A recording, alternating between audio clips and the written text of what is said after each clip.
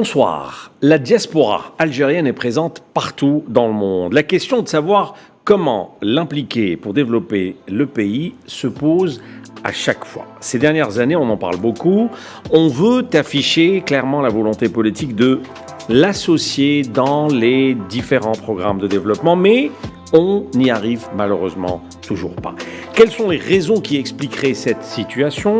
Pourquoi il y a ce blocage dès qu'il s'agit de revenir au pays d'origine? La bureaucratie, les difficultés d'investissement font tellement peur à nos concitoyens à l'étranger. Avons-nous toutes les informations nécessaires sur cette diaspora, nombre, pays concernés, secteur d'activité?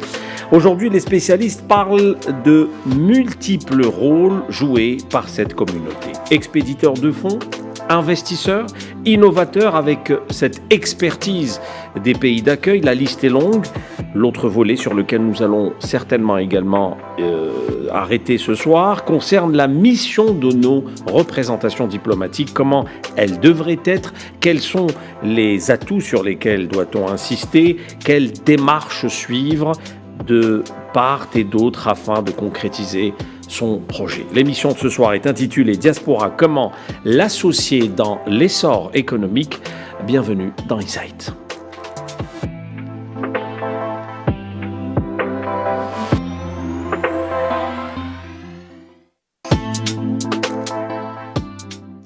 Et j'ai le plaisir de recevoir ce soir Falid Lefkir, chef d'entreprise, président de Aïta et membre du CNESE, Conseil national économique et social et environnemental. Bonjour Falid Lefkir. Bonjour. Et merci d'être avec nous. Ammar Abba, diplomate, ancien ambassadeur d'Algérie à Moscou, à Londres notamment. Aujourd'hui, auteur de livres dans le domaine de la culture, nous en parlerons à la fin. Bonsoir monsieur l'ambassadeur et merci d'être également avec nous. Merci. Alors, messieurs, première question, comment finalement amener cette diaspora algérienne à jouer pleinement son rôle? C'est une première question que j'ai envie de vous poser pour ouvrir le bal, Falid Lefkir. Bon, premièrement, moi je tenais à dire simplement que la diaspora a toujours joué un rôle important pour l'Algérie. Chaque fois qu'on lui a fait appel.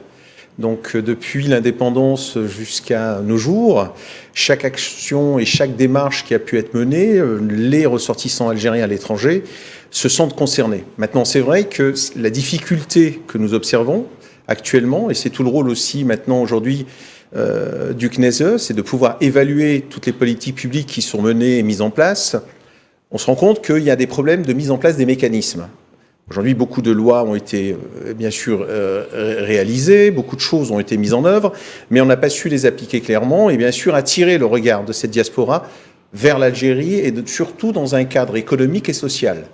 Donc c'est vrai que c'est des questionnements qu'il faut maintenant établir et c'est un peu le rôle que j'ai au sein du CNESE, c'est de pouvoir évaluer et être force de proposition pour qu'on puisse améliorer, bien sûr, ces mécanismes et qu'on puisse, bien sûr, donner un message fort et clair à cette communauté qui est bien sûr algérienne et qui a un besoin intrinsèque de retrouver ses racines et du développement en fait souhaité pour que ce pays rayonne et leur permette d'avoir bien sûr cette vision beaucoup plus sûre.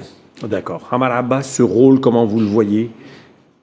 Permettez-moi d'abord de vous remercier pour votre invitation et de souhaiter bon vent à Algérie 24. J'aimerais profiter aussi de cette occasion pour rendre hommage au travail du CNES et en particulier de M. Lefkir sur cette question de la communauté algérienne à l'étranger. Le rôle de la communauté algérienne à l'étranger est, à mon avis, important. Il a toujours été, mais dans la conjoncture particulière dans laquelle se trouve notre pays, ce rôle est encore plus important parce que nous sommes à la fin de l'ère du pétrole, nous sommes à un tournant crucial pour notre économie et nous allons vers un nouveau modèle économique et je pense que la communauté algérienne peut jouer un rôle important sur le plan économique, également sur le plan scientifique, on pourrait en parler un peu plus en détail. Alors, est-ce qu'on la connaît bien, notre diaspora? Les pays où elle se trouve le plus, les secteurs d'activité les plus stratégiques, le nombre.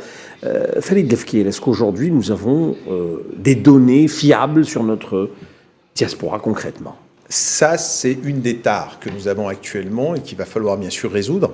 C'est en effet cette donnée, cette fameuse donnée. Donc aujourd'hui, nous avons la chance, de par la révolution du numérique, de pouvoir maintenant avoir des outils qui nous permettront de peut-être de rattraper ce retard pour nous éclaircir, parce qu'il est évident qu'aujourd'hui nous devons connaître mieux notre diaspora, sa démographie, sa situation sociale. C'est bien sûr aussi les talents que nous avons, parce que c'est aussi un des objectifs, on va dire, importants de l'État algérien, c'est de pouvoir, dans sa dynamique de cette Algérie nouvelle tant souhaitée, mettre en place demain les vraies compétences et soutenir les compétences locales, parce qu'il ne faut pas dénigrer aussi tout ce que font aujourd'hui les citoyens algériens résidant en Algérie et qui font un travail fantastique, mais qui doivent être bien sûr accompagnés par des expériences à l'étranger qui peuvent être assez probantes pour pouvoir bien sûr développer économiquement différemment le pays, apporter aussi ce volet social qui est nécessaire aussi bien en Algérie mais aussi là-bas, parce que les séparations, les déplacements migratoires posent des soucis. Les gens souhaitent revenir aussi, revivre en fait ce qu'ils ont vécu de par leur jeunesse, de par demain leurs racines. Et notre intérêt, c'est de pouvoir les accueillir de la meilleure des façons. Et pour cela, évidemment, il faut que l'Algérie rayonne, il faut que l'Algérie soit aussi le garde-fou, hein, bien sûr, de tout ce qui peut se passer pour ces gens-là, qui ont toujours ce lien indéfectible et qu'il faut bien sûr préserver. D'accord. Alors, Amar Habba, pour... Notre communauté est de plus en plus et de mieux en mieux connue aujourd'hui. Nous ne sommes plus dans l'ancienne image de l'immigration, d'immigration d'hommes, d'immigration de gens non qualifiés. Aujourd'hui, notre communauté à l'étranger s'est rajeunie, elle s'est féminisée. Il n'y avait pas de femmes qui allaient émigrer dans le temps. C'était une main-d'œuvre, juste après l'indépendance. C'était une main-d'œuvre. Donc elle s'est rajeunie, elle s'est féminisée, elle s'est sédentarisée. Il n'y a plus le va-et-vient qu'il y avait avant, et elle est de plus en plus qualifiée. Ceci pour un petit peu sa description générale. Maintenant, les pays, ils se sont diversifiés. Avant, notre communauté à l'étranger était concentrée dans un pays, pratiquement la France. Maintenant, nous avons une communauté importante aux États-Unis, au Canada, en Grande-Bretagne, en Italie, en Espagne et dans les pays du Golfe. Donc, nous avons une image de plus en plus précise et aussi de plus en plus différenciée de notre communauté à l'étranger.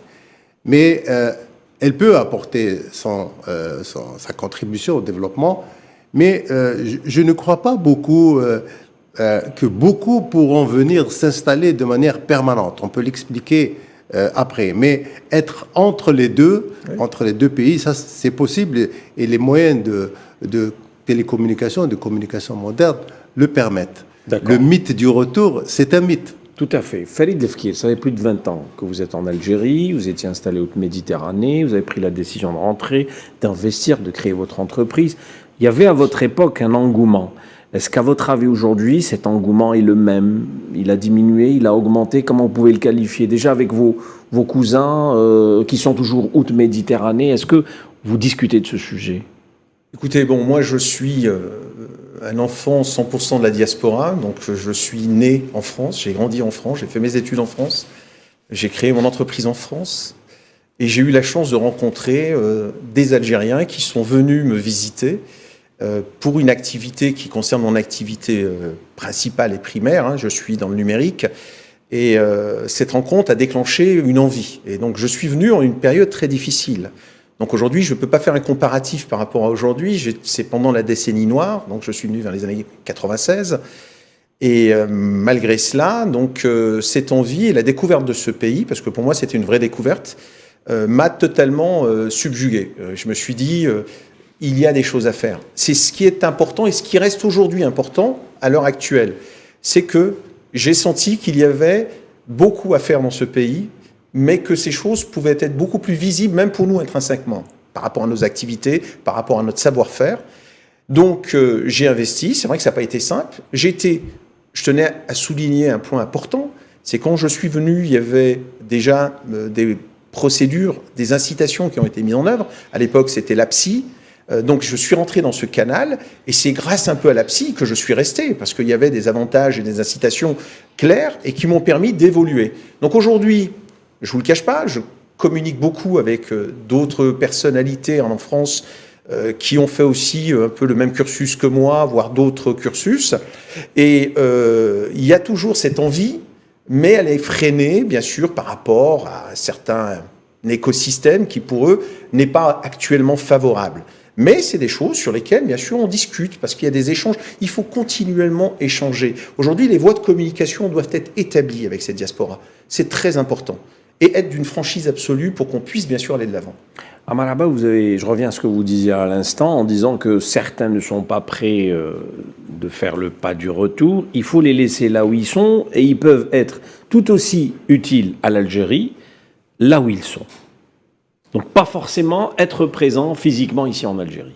Absolument. Mais avant d'en arriver là, j'aimerais d'abord dire une chose importante concernant notre communauté. Et il y a parfois une sorte de perte de confiance de notre communauté à l'égard de son pays, à l'égard du régime, à l'égard de la politique, à l'égard des autorités. Il faut restaurer la confiance.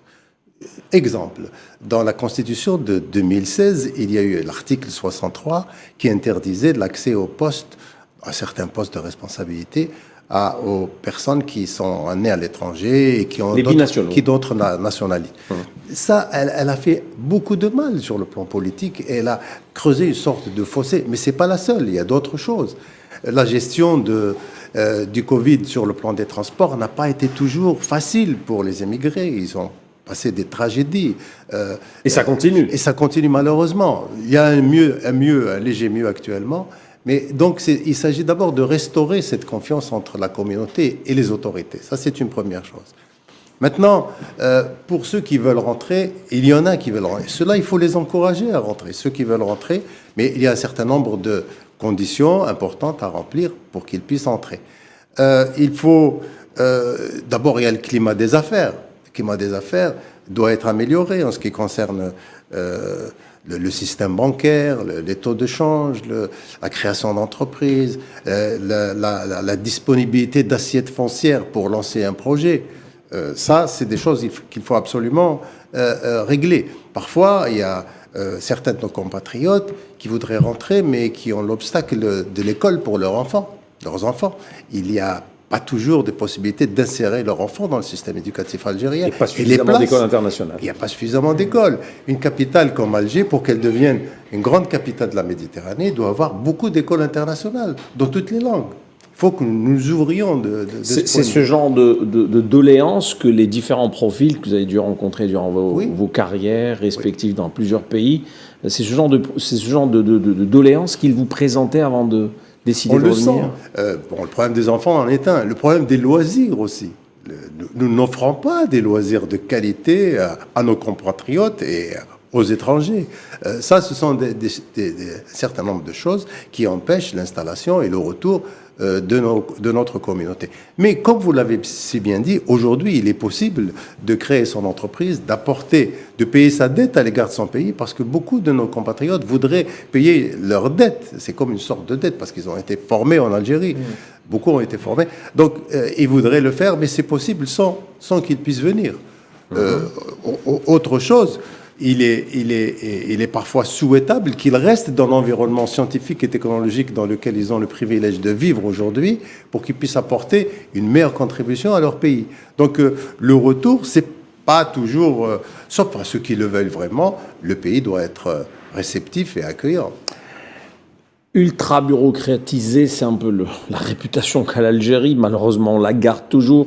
De l'autre côté, outre-Atlantique, outre-Méditerranée, on pense toujours que la situation est inchangée et qu'on n'arrive pas vraiment à faire des affaires. Aujourd'hui, c'est vrai que la bureaucratie a énormément pesé en Algérie. Énormément. Et elle a fait beaucoup de tort dans le développement du pays.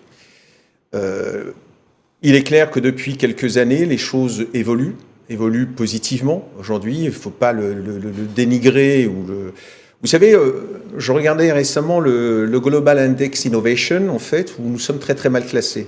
Et vous verrez que ce n'est pas sur les ressources humaines, c'est plutôt sur des paramètres qui sont assez clairs et qui ont fait que demain, notre réputation n'était pas tellement bonne. On était beaucoup plus mauvais sur le marketing, donc on ne sait pas nous vendre, et sur, bien sûr, évidemment, le commerce, comment commercer. Donc, toutes ces choses-là ont fait que derrière, c'est vrai que l'Algérie, en elle-même, c'est pas un problème d'homme ou de technologie ou de transformation ou de dématérialisation qui pose problème. Parce que nous sommes capables de le faire. Les ressources humaines sont là, les compétences sont là. L'école algérienne, aujourd'hui, fait le bonheur de beaucoup de pays, aujourd'hui, qui convoitent cette compétence. Donc cela prouve que l'école fait quelque chose. C'est vrai qu'il faut parfaire, il y a beaucoup de choses à revoir. Mais je pense que derrière, la bureaucratie a été vraiment ce frein qui aujourd'hui a attiré des appétits, parce que dans le cadre de la bureaucratie, ça a généré aussi une forme de corruption qui a aussi été palpable, des difficultés et des regrets de certains à vouloir continuer à donner dans ce pays. Et c'est vrai qu'il faut lever ces leviers. Et aujourd'hui, ces leviers sont en train d'être levés.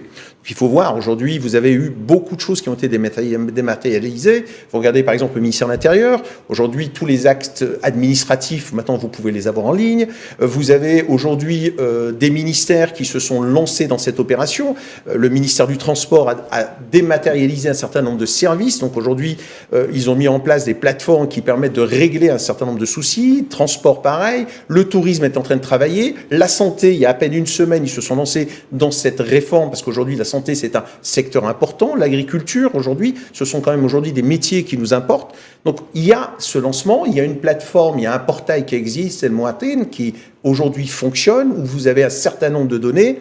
Mais, bien sûr, évidemment, il faut continuer. Et le regard de la diaspora peut être très pertinent dans cette envie d'apporter et d'améliorer, en fait, c'est pour moi cette dématérialisation qui enlèvera cette forme de bureaucratie qui nous a toujours pesé et qui a fait que beaucoup de gens se sont détournés de l'Algérie à cause de cela.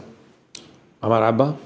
La bureaucratie est un obstacle à tout, dans tous les domaines, mais il faut quand même reconnaître qu'un certain nombre de progrès ont été effectués au cours des dernières années.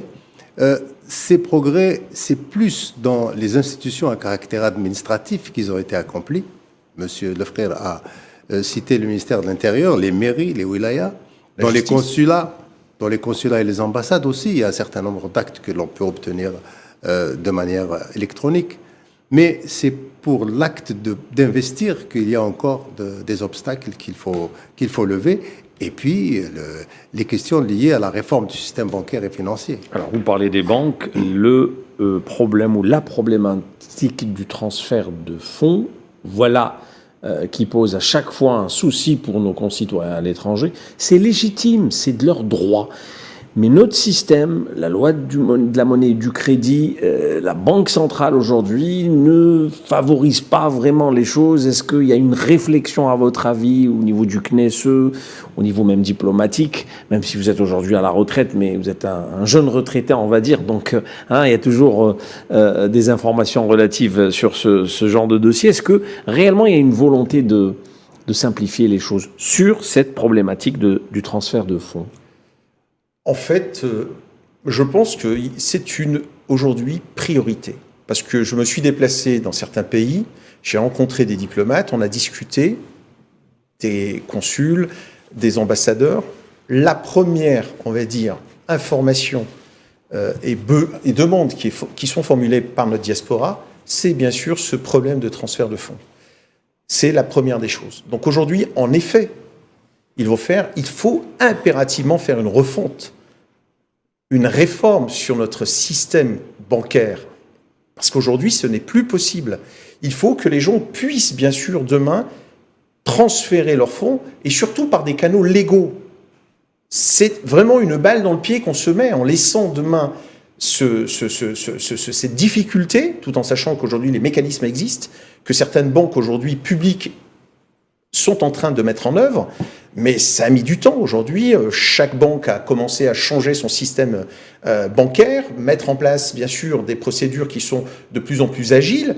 Maintenant, il faut impérativement que nous fassions attention. Je vais vous donner une information. Aujourd'hui, l'Algérie récupère par le canal formel 1,7 milliard de dollars demain de fonds de la diaspora. Ça représente rien du tout par rapport au nombre d'Algériens que nous avons à l'étranger. C'est ridicule. En comparaison, Vous parlez du canal formel. Formel, voilà. Parce qu'évidemment, on a bien compris que sur le 1,7 milliard qui passe par le canal formel, c'est surtout les retraites, c'est surtout des choses qui sont bien huilées et qui passent par des systèmes bien précis. Mais tout le reste, aujourd'hui, préfère, et au vu, bien sûr, des complications et des difficultés de réception des fonds, fonctionner par le marché informel. Et donc aujourd'hui, nous perdons beaucoup parce que c'est des investissements, c'est des montants qui sont important pour l'Algérie dans le cadre, bien sûr, de ses projets structurants. Donc il faut faire très attention. Regardez, je vous parlais de l'Égypte, par exemple, c'est 33 milliards de dollars chaque année qui rentrent. Imaginez cette manne. Aujourd'hui, nous ne sommes pas bien loin. Nous sommes capables de faire beaucoup plus. La Tunisie, qui est un petit pays, 10 millions d'habitants, une diaspora qui est autour de 1 million d'habitants, 1,4 million de Tunisiens qui sont à l'étranger, font plus que nous en termes de transfert de fonds, 1,8 milliard. Donc nous, aujourd'hui, ça ne pèse que 1% sur notre PIB. On est capable d'aller beaucoup plus loin que cela. Amar Abba, vous pensez que si nous simplifions le circuit, nous aurons plus, notre diaspora pourra... Je remercie le frère d'avoir cité ces chiffres qui sont importants. L'un des obstacles à cette situation est bien entendu les taux de change qui sont... Il y a 2 taux de change dans notre pays. Il y a un taux parallèle et un taux officiel. Ça, c'est une des raisons. Autre chose, les 1,7 milliard de dollars qu'il a cités concernent des envois particuliers qui sont ceux des retraites, etc. On sait aussi que le reste va dans le canal informel. Et dans le canal informel, il va le plus souvent pour des objectifs de consommation. Ils ne vont pas pour la production. Ce qui serait intéressant, c'est que les transferts soient utilisés pour l'investissement. Et là, il faudrait des mesures incitatives pour amener les membres de la communauté algérienne à l'étranger à investir dans leur pays. Une des possibilités, par exemple, c'est quelqu'un qui ramène 25% en devise du coût d'un projet, l'État consentirait le reste de l'enveloppe financière en dinars, 75%. Et là, ça ramènerait certainement beaucoup de nos compatriotes à venir investir dans notre pays. C'est une des mesures incitatives possibles. Bon, on l'espère en tous les cas qu'il y a vraiment cette volonté de simplifier les choses sur ce point précisément. Khalid, oui.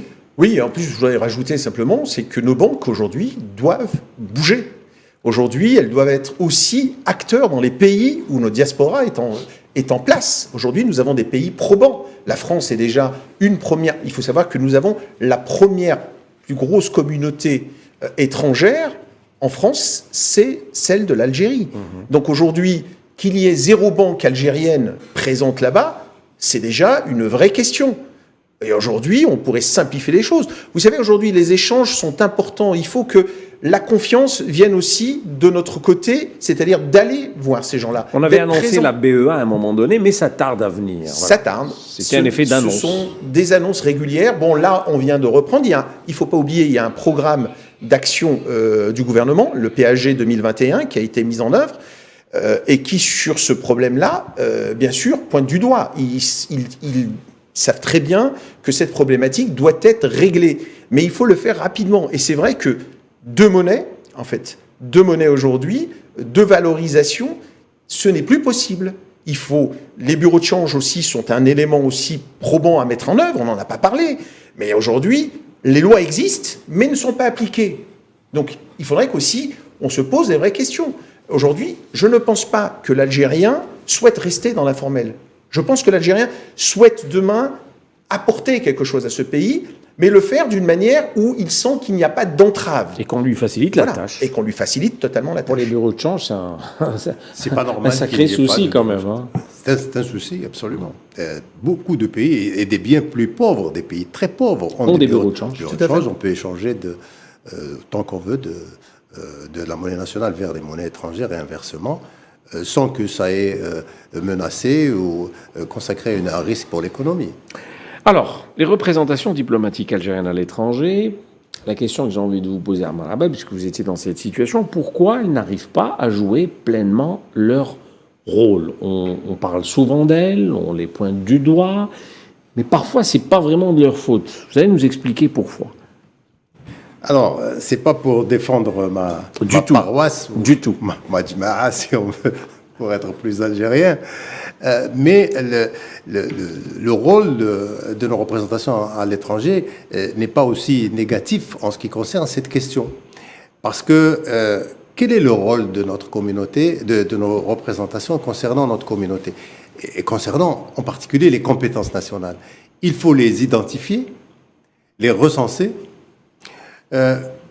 instaurer des relations régulières avec ces compétences, les informer et les sensibiliser. Une fois que ça est fait, Et souvent, c'est fait par nos représentations diplomatiques. Reste le plus important, c'est-à-dire les amener à venir. Et là, toutes les pesanteurs, tous les obstacles qui sont au pays se posent et se révèlent. Et là, c'est là qu'on voit que c'est un problème global. Par exemple, il est injuste de dire que le tourisme ne marche pas chez nous parce que le ministère du Tourisme ne fait pas son travail. Non, le tourisme, c'est un problème de tout le monde, de tous les ministères. C'est la sécurité, c'est les transports, c'est les loisirs, c'est... Et c'est d'abord à la culture touristique. La culture... on n'a pas forcément... Pas forcément. Systématiquement. Qu'il faut créer, qu'il faut petit à petit mettre en place, former les gens.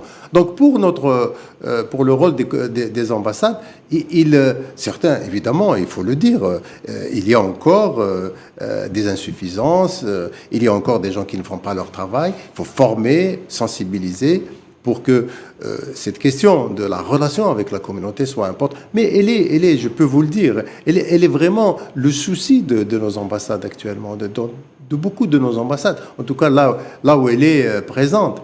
Mais il est difficile quand le climat des affaires est mauvais, quand le système scolaire, le système éducatif, il est ce qu'il est, et il est difficile à nos compatriotes de venir inscrire leurs enfants. Et puis l'accès à l'information économique, fiable aussi, pas évident donc, parfois.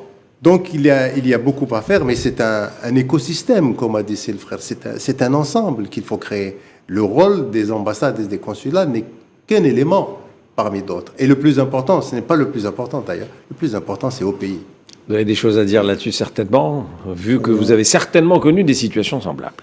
Mais tout à fait. Bon, aujourd'hui, c'est vrai que, connaissant en fait un pays où il y a une forte densité et de population algérienne présente, on se rend compte que souvent peut-être, je ne vais pas parler des ambassades, mais des représentations consulaires aujourd'hui, qui sont réparties un peu quasiment dans tous les territoires, on se rend compte que demain, c'est plutôt des centres administratifs. C'est-à-dire qu'ils viennent, on est là, les gens viennent pour récupérer une procuration, récupérer un permis, en fait plutôt un passeport, une pièce d'identité, une carte d'identité. C'est un service d'état civil. Voilà, c'est un service d'état civil qui est réduit à cela, tout en sachant que c'est dommageable. Moi, à mon époque, je ne suis pas tout jeune, dans la fin des années 70, 80, je peux vous assurer qu'il y avait beaucoup plus demain ce lien social qui était établi.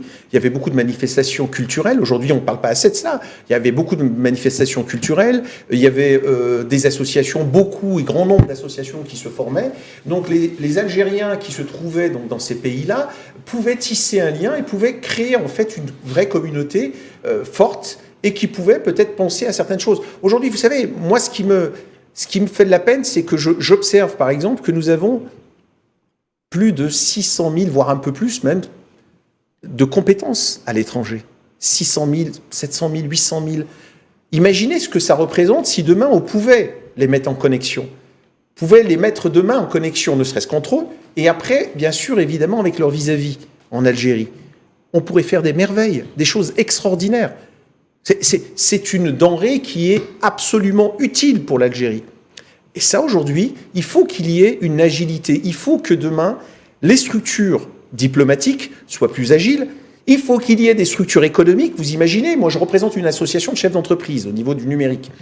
On n'a personne qui est capable aujourd'hui de nous mettre en place un business plan, dire demain, nous avons des portfolios, nous avons des entreprises, nous sommes en connexion avec elles, nous vous invitons à venir pour pouvoir faire ne serait-ce que demain une rencontre, pour pouvoir échanger, partager. La diaspora qui a des entreprises à l'étranger, peut-être aussi ce premier lien, avant qu'on aille chercher d'autres liens dans ces pays-là. Peut-être le premier lien pour pouvoir faire travailler des entreprises algériennes et vice-versa, c'est que chacun y gagne. L'objectif, c'est un business win-win. Ce qu'on recherche, nous, c'est une réussite des deux parties. Ceux qui, aujourd'hui, dans les pays d'accueil, se sentent bien, il n'y a pas d'obligation à revenir. S'ils se sentent bien, qu'ils y restent. Et ils peuvent servir leur pays tout en étant là-bas. Exactement. C'est tout cet intérêt. Amaraba, il y a quelque chose sur juste lequel pour vous souhaitez dire, rebondir. en ce qui concerne, pour mettre en contact les entrepreneurs, les universités et tous les utilisateurs de compétences algériennes avec les compétences algériennes à l'étranger, il y a un portail des compétences algériennes à l'étranger qui est en préparation au ministère des Affaires étrangères et qui, j'espère, sera lancé prochainement, qui pourra justement montrer dans quel domaine ces compétences existent, il faut les recenser, les lister.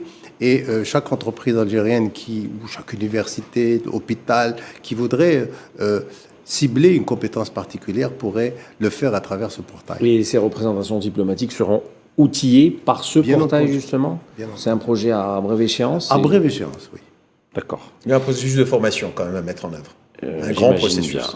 Alors, les nouvelles technologies maintenant, Farid Lefkir, vu que vous êtes président d'AITA, on estime déjà, et tout le monde le sait, que les futures, on va dire, tâches, les postes d'emploi qui existeront dans 20-30 ans n'existent pas aujourd'hui. Donc on comprend bien que le numérique va complètement changer la donne dans quelques années.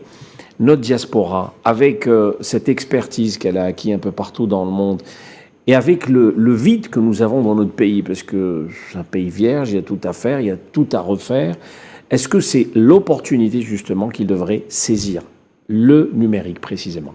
Aujourd'hui, le numérique a une part prépondérante. Aujourd'hui, même les pouvoirs publics l'ont bien compris.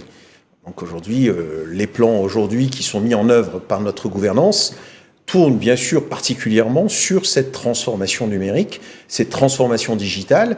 Et donc évidemment, ceci implique que demain, les entreprises déjà existantes en Algérie doivent bien sûr investir encore un peu plus, et ceux qui aujourd'hui font cela à l'étranger ont un intérêt d'avoir un regard sur l'Algérie parce qu'il y a beaucoup de choses à mettre en œuvre. Mais aujourd'hui, ce qui me désole, c'est que nous avons cette dynamique, nous avons ce programme et ces projets de développement du numérique, mais on a toujours un écosystème qui est toxique. Alors je vais m'expliquer pourquoi. Nous avons beaucoup aujourd'hui, dans des phases de conjoncture, des décisions qui sont prises et qui bloquent demain ce développement du numérique. On peut citer un certain nombre de problématiques. Nous avons un problème de l'importation du logiciel qui aujourd'hui est complètement bloqué. Nous avons un problème aujourd'hui sur demain des taxations fortes qui sont faites sur des produits, des intrants. Je considère ça comme des intrants aujourd'hui et qui aujourd'hui sont nécessaires à l'infrastructure du pays.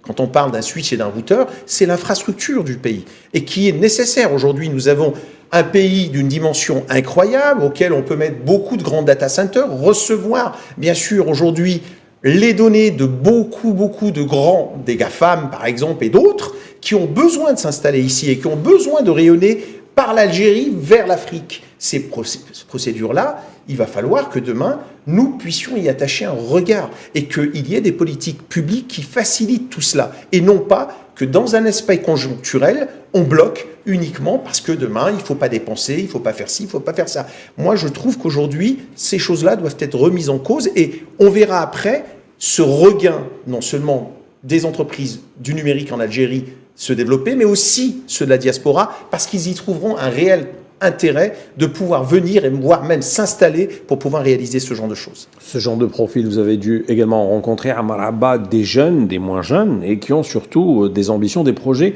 à vouloir concrétiser ici dans le domaine du numérique, du digital. Absolument, j'en ai rencontré beaucoup. C'est un secteur stratégique et la communauté algérienne à l'étranger est pour nous vraiment une chance pour notre pays parce qu'elle est justement... elle est en relation, est en contact direct avec le développement technologique les plus sophistiqués. Donc, elle peut rapidement apporter sa contribution et mettre à profit cette expérience qu'ils ont. Bon, sur le plan de l'informatique et ce qu'elle apporte pour le pays, c'est justement une manière pour nous de continuer à profiter de ceux qui sont à l'étranger sans qu'ils soient obligatoirement obligés de venir en Algérie. Ça, c'est important. Les moyens de communication modernes permettent aussi à beaucoup de nos scientifiques de travailler avec les universités algériennes. C'est déjà une réalité. Chacun travaillant avec l'université de sa région d'origine.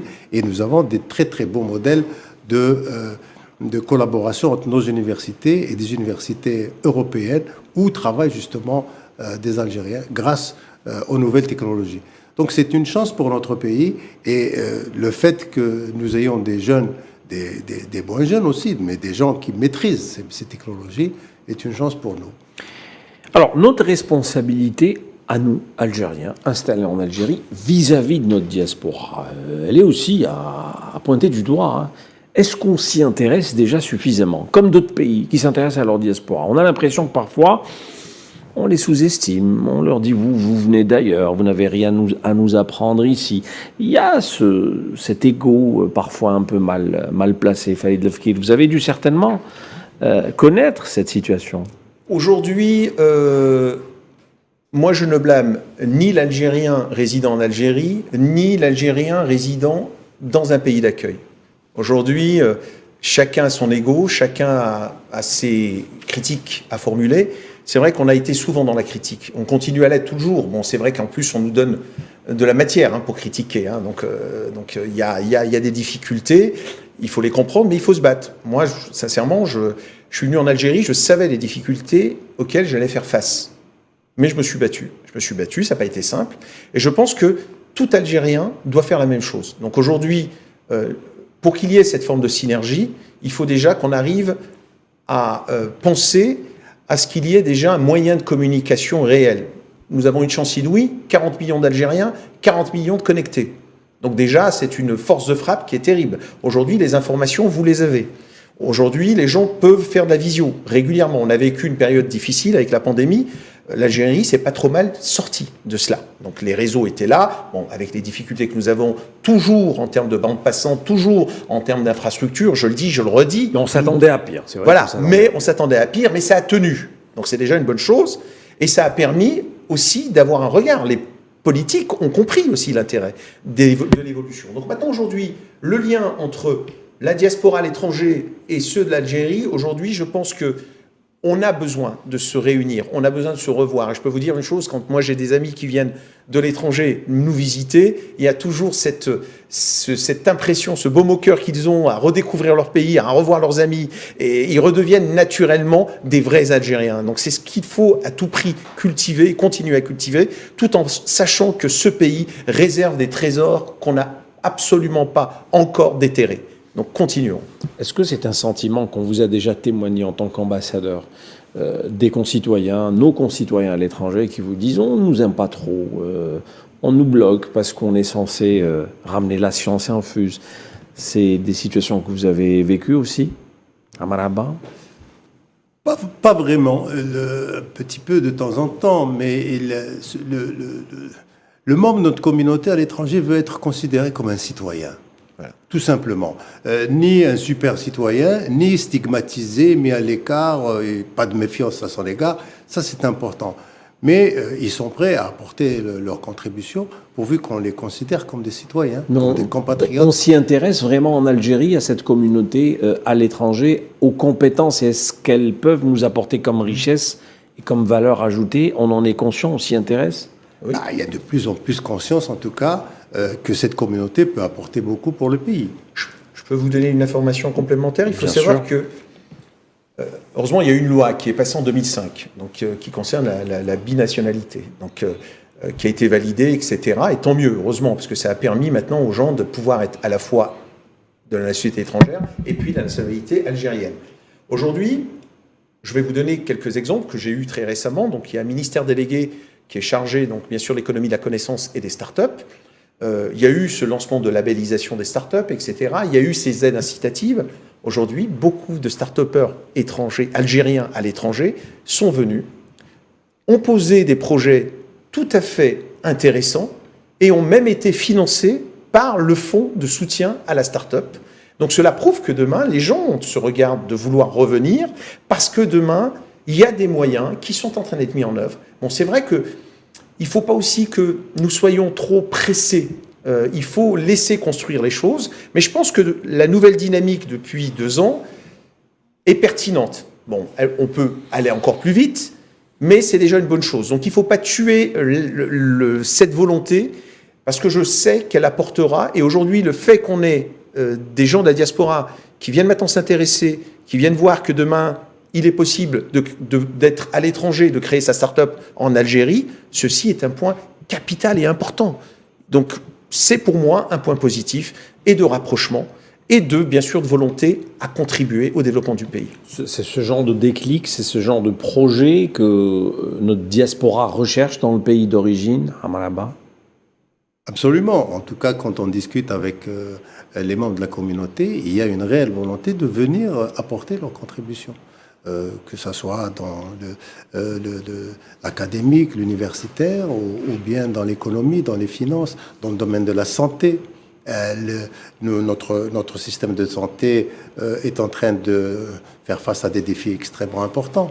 Dans ce domaine, notre communauté à l'étranger peut également apporter. Il faut seulement penser aux mécanismes précis pour la faire participer. Alors, cette communauté, cette diaspora, comment maintenant l'impliquer concrètement, l'associer concrètement dans des projets de développement et parler d'elle constamment, l'associer constamment, pas seulement en période électorale, parce que souvent, ils vous disent, voilà, on se rappelle de nous quand il y a le vote, et dès que le vote se termine, on nous oublie. Alors, à longueur d'année, constamment l'impliquer, bien l'associer dans les projets de développement. Comment amener le niveau politique à y penser systématiquement, pas seulement en créant un ministère dédié à la communauté, on est bien d'accord. Je pense d'abord qu'il faut renforcer les liens culturels avec le pays. C'est important. Il y a un centre culturel à Paris, il faut peut-être songer à en créer d'autres. C'est difficile. Dans ce domaine, la communauté elle-même doit apporter sa contribution. Il y a des communautés qui sont de pays beaucoup plus pauvres que, par exemple, à Londres, il y a des centres culturels du Bangladesh qui ne sont pas faits par le gouvernement du Bangladesh, mais par la communauté elle-même. Donc, il faut renforcer les liens culturels, il faut renforcer les manifestations artistiques et culturelles au bénéfice de notre communauté. Il faut renforcer l'enseignement de l'arabe et du tamazight en ligne comme il l'est actuellement, comme il existe. Il a été lancé par le ministère de l'Éducation. Ça, c'est important pour les liens. Organiser des colonies de vacances. Je parle de renforcer le lien, parce que ce n'est que s'il y a des liens importants que l'on pourra amener des gens à s'impliquer aussi économiquement. Il y a des films qui ont été faits par des membres de notre communauté à l'étranger qui ne sont pas vus en Algérie.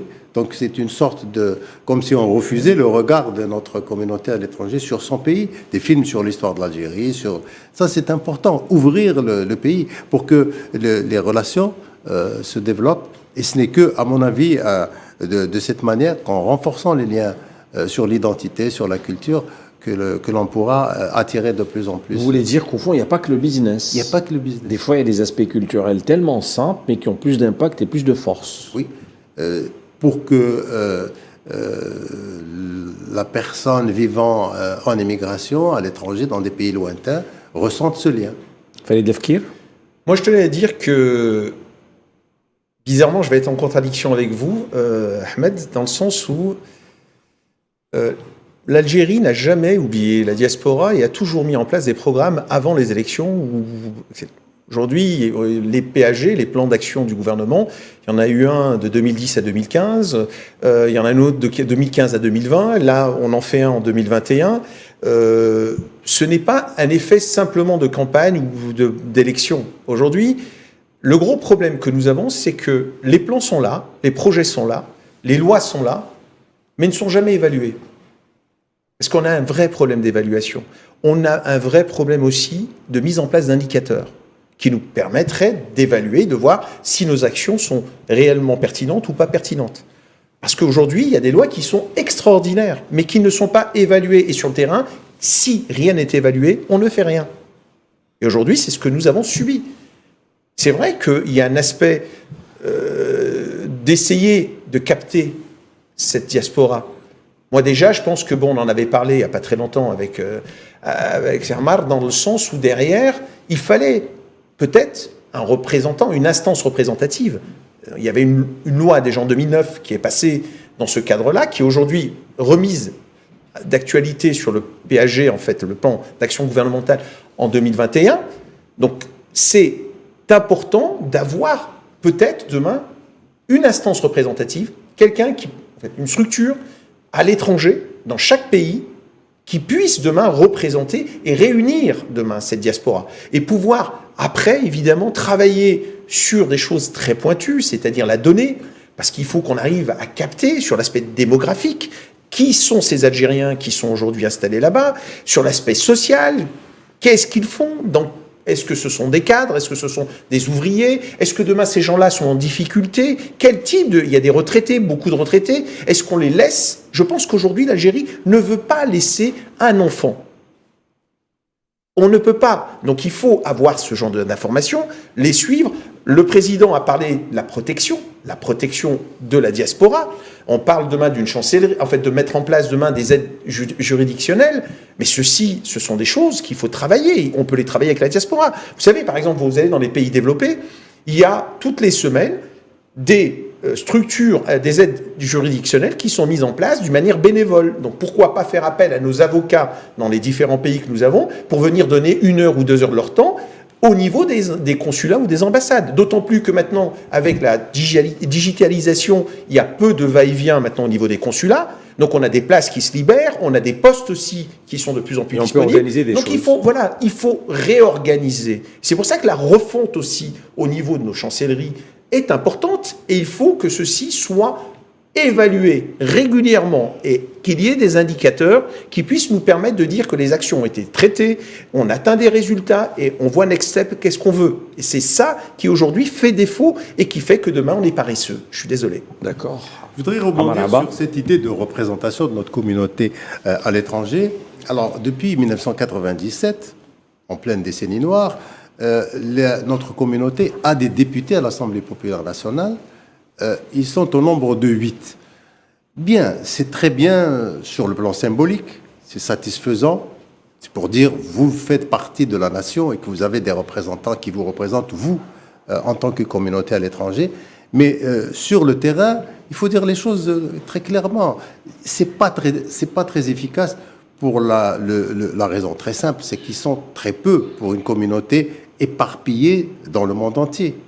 Et il y a, c'est vrai, pour la France où elle est concentrée, il y a 4 députés, mais pour le reste, elle est éparpillée dans le monde. Et c'est avec plaisir que j'ai vu que dans le plan d'action du gouvernement, pour 2021, l'idée d'aller vers la création d'un conseil consultatif de la communauté à l'étranger a été reprise. À mon avis, ce n'est que là que l'on aura vraiment un mécanisme, un outil de représentation, de concertation, de dialogue avec notre communauté, parce que c'est un corps suffisamment nombreux. Il est composé, d'après le décret de 2009, de 94 membres. D'accord. Donc c'est assez costaud, assez solide, et qui permet vraiment d'instaurer un dialogue sur les préoccupations de notre communauté à l'étranger, ce qu'elle pense, ce qu'elle voudrait, ce qu'elle... Alors on a 3 minutes pour conclure. Est-ce que justement l'actuel gouvernement aujourd'hui propose, on va dire, des mesures prises en direction de la diaspora qui vont favoriser, à l'associer de plus en plus? On se rappelle il y a 3 semaines à peu près cette rencontre avec nos diplomates un peu partout pour la diplomatie économique. Notre diaspora justement est impliquée dans ce genre d'opération. Khalid Lefkir. Oui, tout à fait. Aujourd'hui, ces rencontres, en fait, devraient être, pour moi, maintenant institutionnalisées et régulières. Visiblement, ça va être une fois par an, en tous les cas, d'après nos informations. C'est un bon début, d'accord. On pourrait toujours faire mieux, mais c'est un bon début. Il faut le faire. Moi, je pense qu'aujourd'hui, notre diaspora a vraiment besoin de se sentir concerné. Parce qu'aujourd'hui, nonobstant, il faut voir qu'il y a quand même des difficultés dans les pays d'accueil aujourd'hui. D'accord ? Donc, on a parlé beaucoup de l'Europe. Aujourd'hui, on voit qu'on a une grosse communauté qui commence à bien s'installer au Canada. Aux États-Unis, nous avons à peu près 30 000 Algériens qui sont installés et qui réussissent plus ou moins bien dans leur activité. Ailleurs, dans d'autres villes importantes comme l'Italie, comme le Royaume-Uni, c'est intéressant de voir que nous sommes un peu éparpillés. On commence à s'éparpiller un peu dans le monde. Donc ceci est un bon retour aussi pour nous d'information. Mais comme je vous l'ai dit, on ne pourra pas avancer si on met des lois et on ne chiffre pas le coût de ces lois. Aujourd'hui, on met des incitations et on ne chiffre pas. Aujourd'hui, nous avons besoin d'avoir des programmes chiffrés. Ça, c'est un peu une tare que j'observe régulièrement, c'est qu'on a des idées, on a des lois qui sont mises en place, on a des actions, des programmes qui sont aujourd'hui importants, mais on n'a pas de montant chiffré sur ces projets-là. Et souvent, c'est le nerf de la guerre. on a en effet les capacités de faire des choses, mais on n'a pas les moyens On financiers. ne peut pour pas faire des bilans bien précis. Et aujourd'hui, quand on n'a pas de chiffres. pour pouvoir édifier un vrai projet entre l'Algérie et sa communauté à l'étranger, eh ben, il va falloir un peu d'argent. Amar Abbas, je vous laisse conclure.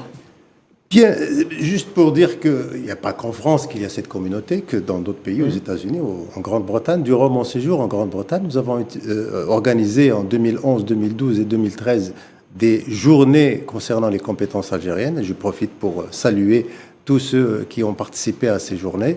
C'était extrêmement intéressant, mais il n'y a pas eu de suivi de la part des autorités à l'époque. Il y a un certain nombre de propositions qui ont été faites, rien n'a malheureusement suivi. Pour le bilan du gouvernement depuis 2019, en ce qui concerne les questions de notre communauté, il faut saluer le fait qu'il y a dans la dénomination du ministère des Affaires étrangères, on est ajouté et de la communauté nationale à l'étranger.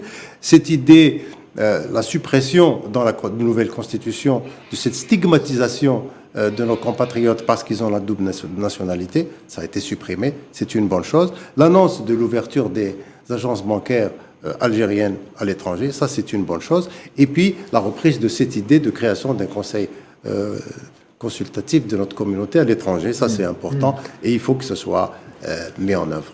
Voilà. Parfait. Merci beaucoup, Farid Defket, chef d'entreprise, président d'Aïta et membre du CNES. Merci pour l'invitation. Conseil national économique, social et environnemental. Amar Abbas, diplomate, ancien ambassadeur.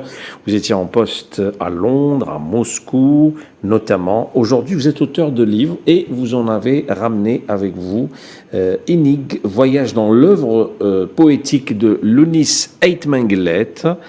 Voilà, qu'on présente aux téléspectateurs. C'est de la culture et ça fait plaisir qu'un diplomate s'intéresse à la culture. On comprend bien pourquoi vous avez fait des remarques tout à l'heure là-dessus. Voilà, d'autres essais sont à venir et on se fera toujours un plaisir de vous inviter pour en parler. C'était Insight en direct sur Al 24 News. Merci de nous avoir suivis. Très bonne suite des programmes. Bonsoir.